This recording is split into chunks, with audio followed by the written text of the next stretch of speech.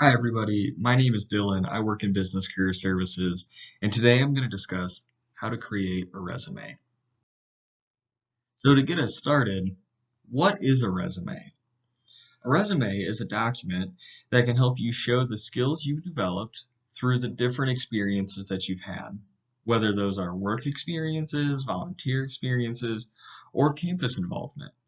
While these are just a couple of the areas that you can include on a resume, it's not an exhaustive list.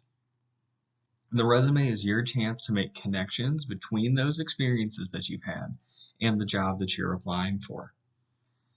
Also, the resume is typically the first step in the hiring process. It's probably the first thing that you'll create. So it can act as a foundation to build upon when you're writing a cover letter, as well as when you're preparing to interview for a position. The goal of the resume is to convince a potential employer to interview you. The information provided can interest employers to want to learn more about you and learn more about your story. So the resume will likely not be the sole reason that you get a job, but it's a starting point. So you want to start off on the right foot. So what types of information do you include on a resume?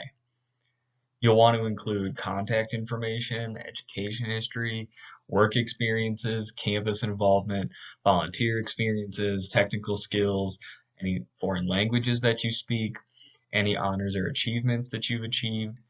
And realistically, the list can go on from there. And the organization of these sections is also pretty subjective and fluid. As you want to try to personalize your resume towards the job or internship that you're applying for, you can move these different sections around, and that can be really helpful to highlight the information that you're trying to show. So some examples of things you could do could be to create a major specific section that can highlight the work that you've done that's related to your major. Maybe you also have experience within the company that you're applying to and you want to highlight that. You can create a section that can bring that towards the top of your resume. You may also have more campus involvement as opposed to work experience. So you might move around campus involvement in the place where work experience might traditionally be. At the end of the day, you have a lot of freedom here to make your resume your own and highlight the skills and experiences that you want it to highlight and show. With that said, there are some components of the resume that need to be placed in a specific area, regardless of if you're applying for a job, an internship, a volunteer position, or even a graduate program. And this is your education history and your contact information. Those should always be a mainstay on your resume, and they should be updated as needed. So while you're in college, many are going to be viewing your education history as one of the most important things that you're doing in your life and career currently. So that should be at the top of your resume.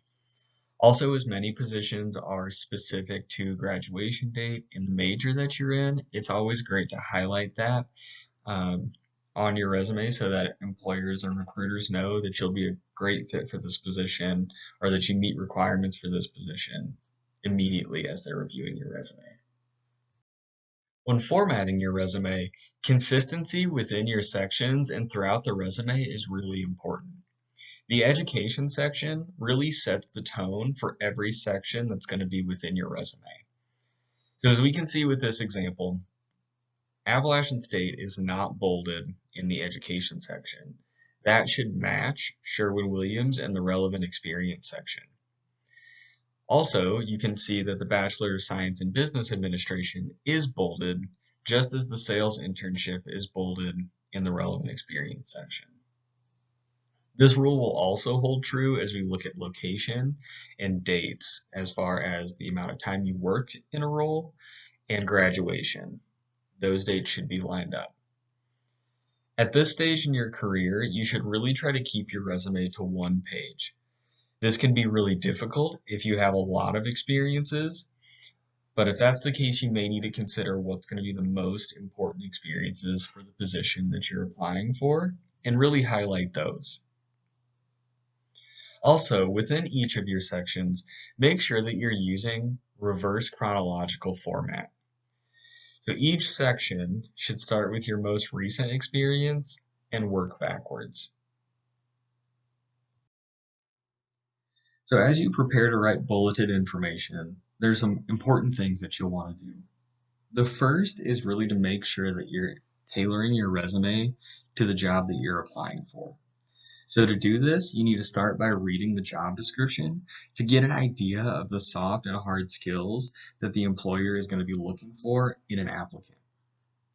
Once you've gathered this information, you can start to write your bullet points that are going to connect you to that position.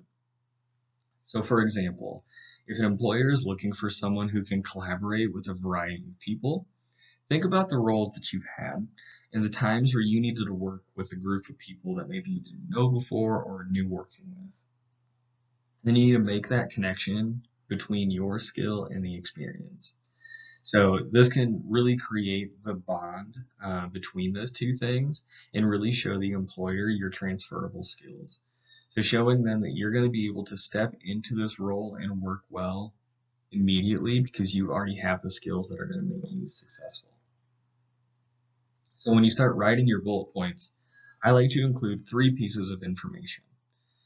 First, that's the skill you want to highlight. Second, what you did in that role that used that skill. And then finally, why you did that. So first you want to start with the skill that you want to highlight. So you want to use an I statement action verb.